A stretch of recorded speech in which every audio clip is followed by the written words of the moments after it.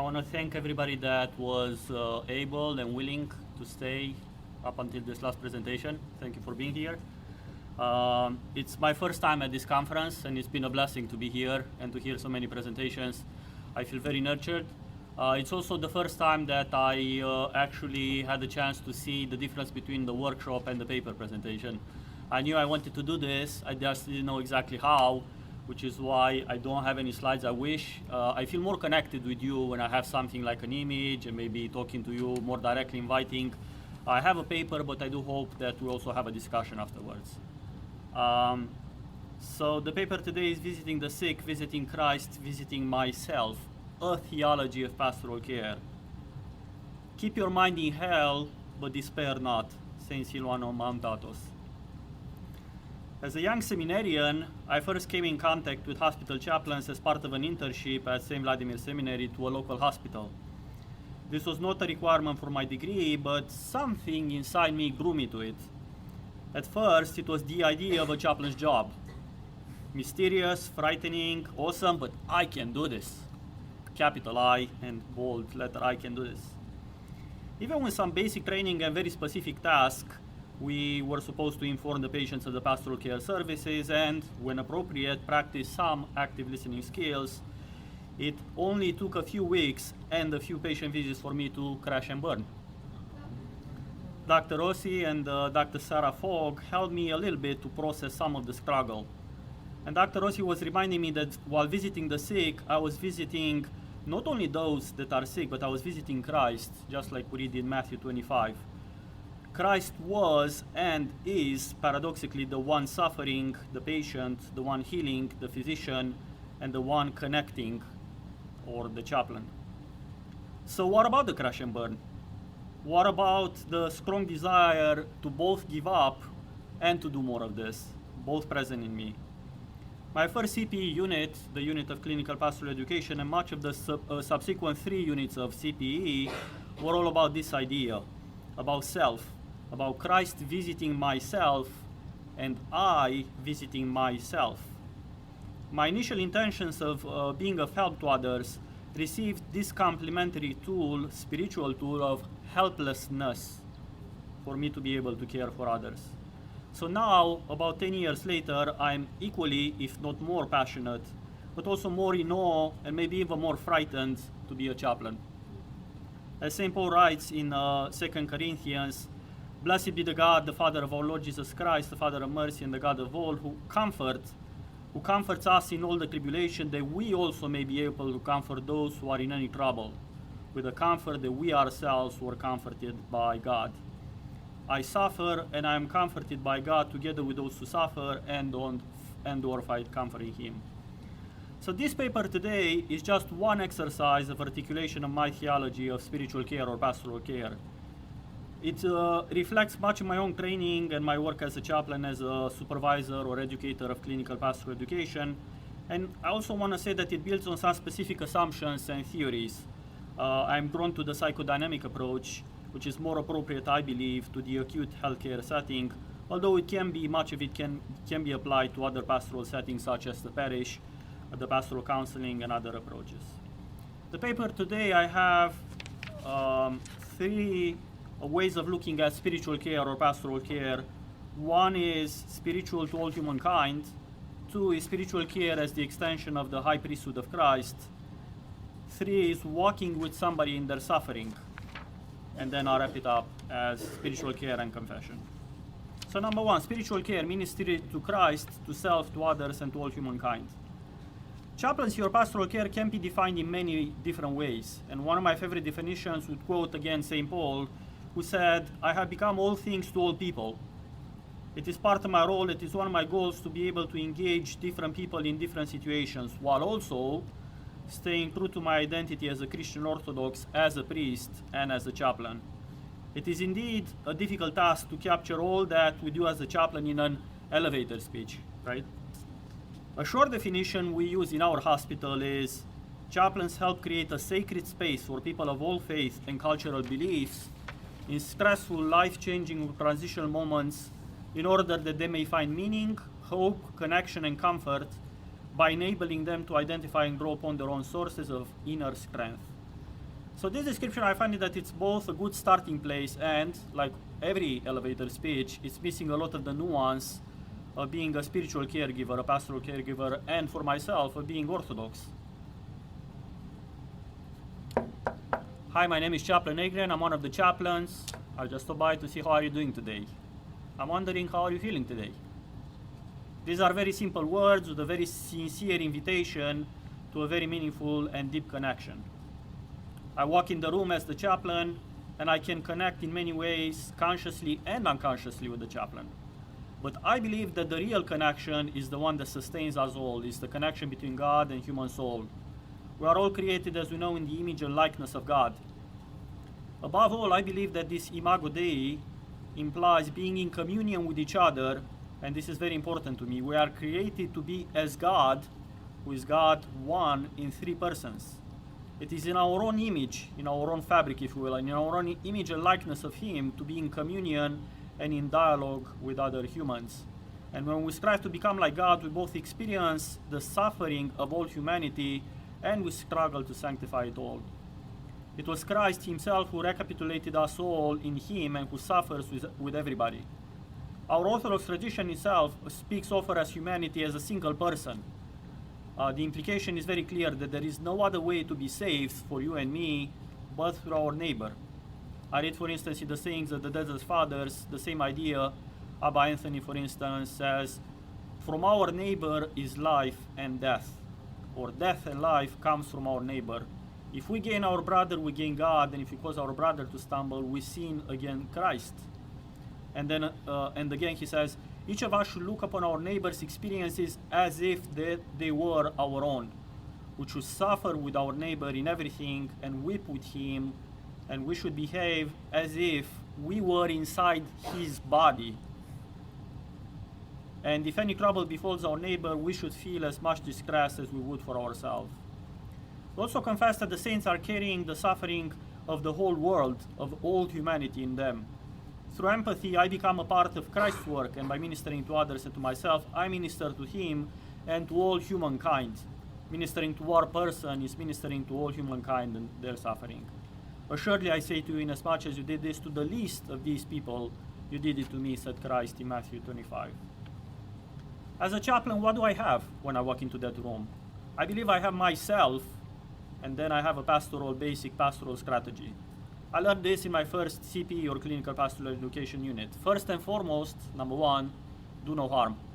This is true for everybody in clinical caregiving position.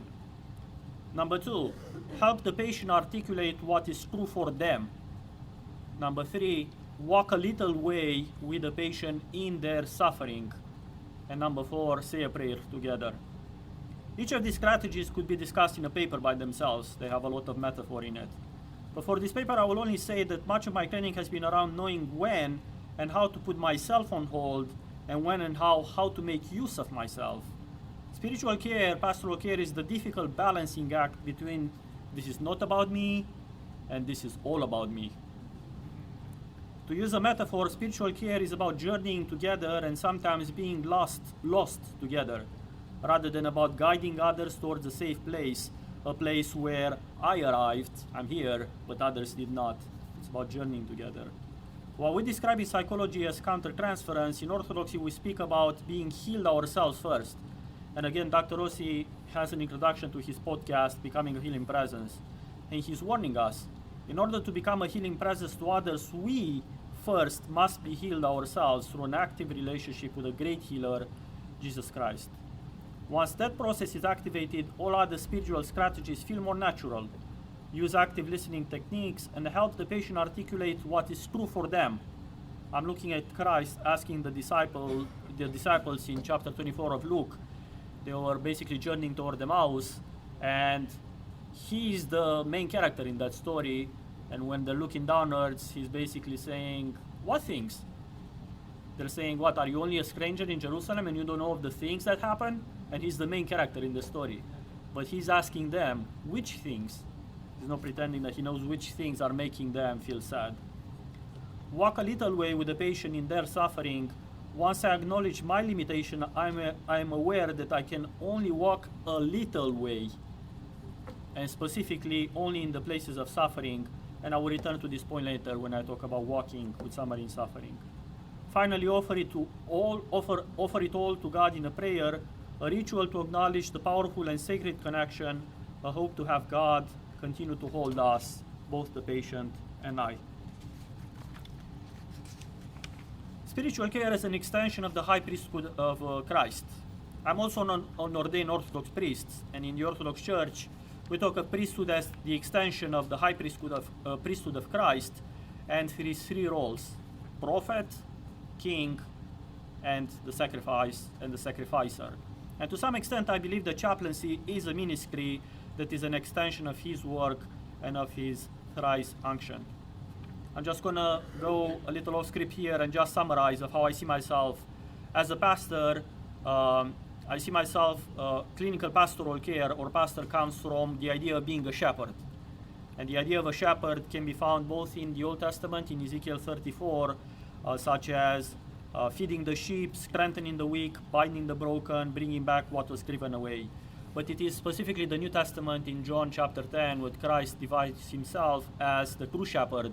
Why? He's the one that puts his life down for the sheep. So in offering spiritual care, I see myself as a prophet in as much as I try to create a sacred space with the patient. And sometimes I encounter many of the patients that as soon as I introduce myself as, "Hi, I'm Chaplain Adrian," they say, "Oh, Chaplain, put a good word for me with the man upstairs." And you got a special connection with that guy, or you're closer than I am. So even before I say anything implied in my role as a spiritual caregiver, it's almost implied the fact that there is a sacredness in the role of the chaplain and a connection with the divine, that which is beyond us. So I believe that I try to facilitate a theophany by listening, and when I speak, by praying and by being silent, a manifestation of God, of proclaiming of God. Continuing the royal office of being the king, as a chaplain, I strive to be a leader in ruling over my own passions first, to be able to recognize them in myself and then in others. Now this again can be misleading, and I like the word misleading as opposed to leading. In defining himself as a true shepherd, Christ also implies that he leads the sheep. How? The one thing that brings Christ and makes him the true shepherd is they recognize his voice. He can lead them in as much as they know who he is. They have a place of trust with him and they know his voice when he's guiding them. Which is why in a short-term relationship as a chaplain, I argue that the trust is only on a short term, and we get to know each other to some deeper places, but it's also true that it's not the same as pastoral counseling. My leadership as a chaplain is not advising because they don't recognize my voice. You do not have that place of trust, if you will. They don't recognize the voice of Christ in me. And finally, the royal office is related closely to the priestly office. And my model, the leader, Christ, is the one giving his life for us. As a chaplain, I also hope to be in communion with other humans as well as with God. And if you're familiar with Martin Buber, he stated that I know myself truly only in as much as I'm in communion with the otherness. Is the theory of I, thou. Spiritual care, walking with someone in their suffering. The theology of Saint Silouan of Mount Athos has been the base of my theological paradox and grounding. Keep your mind in hell, but despair not. Saint Silouan lived and spoke about humility, and I understand humility as real reality. That means seeing myself and everything around to the reality, or how it is perceived in the light of God. To me, this saying speaks of humility as keeping the balance between death and life, between I am the sinner, I am a worthless sinner, and also I am the child of a loving God. A hymn that we sing in the Orthodox Church, and it's actually sang in the funeral service, articulates this tension, this paradox as, I am the image of thine ineffable glory, even though I bear the wounds of transgression. What does it mean to my pastoral work as a chaplain? It means I will intentionally explore with patients under the surface of, I'm fine. Generally speaking, if I say, hi, my name is Chaplain Adrian, how are you doing today? What's the first answer that comes out? I'm fine. Everything is okay today, right? And I know that that's only the beginning, and it's also the beginning of establishing a relationship. But I'm intentional of exploring under that initial surface. I believe that healing can only start with the humility or reality of where we are truly in the light of God and denying to oneself. When I see the place that I and the patient really are, be it I feel discouraged today, I feel abandoned, chaplain, I'm so helpless. Even sometimes people say, I feel like I'm at the bottom of hell. I believe that's exactly when we find ourselves closer to God than we have ever been. Only by going to the two extremes we make God absent. The two extremes being, I'm great, I'm perfect as I am, I need no improvement. This is opposed to keep your mind in hell. Or the one that's complete despair, which says, keep your mind in hell, but despair not. Not that we add to sin if we despair, but I do not need to stay there knowing that God will receive me with love and heal me. If a patient is in complete despair, I refrain myself from trying to fix him, offering him what would be a false hope. I explore with them how they see themselves, their life, and their values even now in desperation. So I invite them to reconnect with God in direct dialogue and with prayer. Father Sophrony is telling us that in suffering we are most closely to encounter God. Why? Father Sophrony says that when a part of our body hurts, for instance, if I hurt my finger and I broke my finger, our entire mind seems to concentrate in that place. And it's very hard to do anything else without thinking of that one place for a second. It is also a natural movement of the mind to go to that place. And likewise, says Father Sophrony, when our heart is truly broken, our mind would naturally descend into the heart. It is a painful experience that can become the very basis of the healing experience, in as much as I don't try to ignore it, or avoid it, or move my mind away from it. What Harry Nouwen called deepening the pain, I see as potential for nothing less than meeting God and deification in that place. I witness and I see the patient to explore their brokenness in that present moment, rather than try to fix them or take them to a different place. But if I avoided brokenness or attempt to fix it, I might actually rob them or myself the opportunity of meeting God in the heart.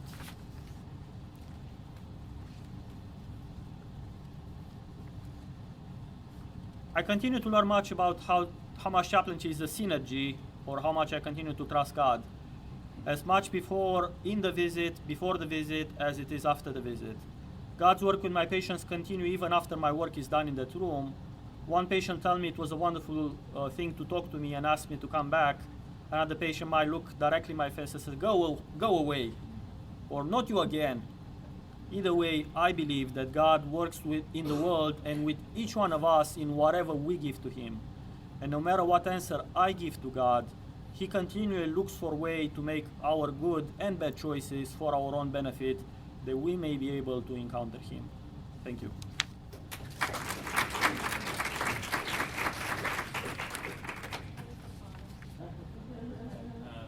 We were chatting a little bit about this yesterday, but I was wondering if you could speak to the issue of visiting people who are outside of the faith, or who might have not either lack of faith or of other faiths, and have you had any meaningful encounters with people of other faiths? It's a wonderful question, and first, I don't think there's an official orthodox way of answering this. I can give you kind of like part of my experience of being an Orthodox priest, an Orthodox Christian, and a chaplain in a multi-faith setting. And in as much as I found myself being comfortable, being open to the unknown, somebody earlier just reminded me of the apophatic theology that is so true to our Orthodoxy. We both have in Orthodoxy the idea of we know this about God, and we also say we are very much into the mystery. It's part of our theology of saying our words are nowhere sufficient to describe the greatness of God. So that what helps me in many ways encounter God and actually learning from the places that are unexpected. To meet Christ in the places that otherwise, it might be easy to discard as well. They're not of this kind, whether it is they're not Orthodox or they're not. Am I challenged? Yes.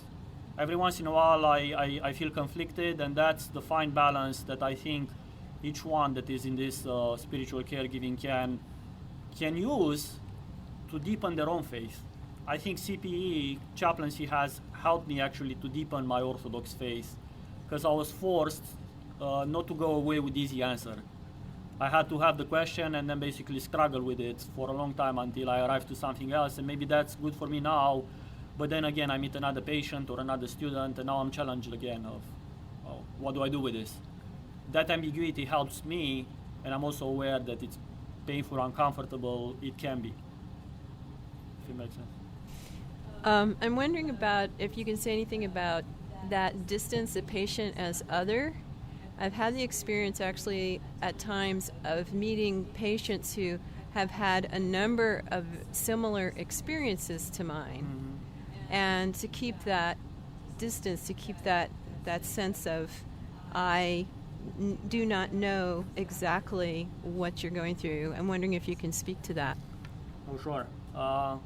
Much of my spiritual work and chaplaincy, and maybe some of your caregiving, maybe I see it as defined as a continuum, and the two extremes are being over-identified with the patient, and the other extreme are being too distant to the patient. So they're both the danger, or leads me of some kind of disconnection, spiritually speaking. So the one that you mentioned, Cleo, of finding things that are too similar and the risk of being over-identified with the patient, yes, it is a risk for my spiritual care, in as much as I have to be aware of it and to set a boundary. Now, that being said, again, I think Dr. Rossi also mentioned that it's never about the content.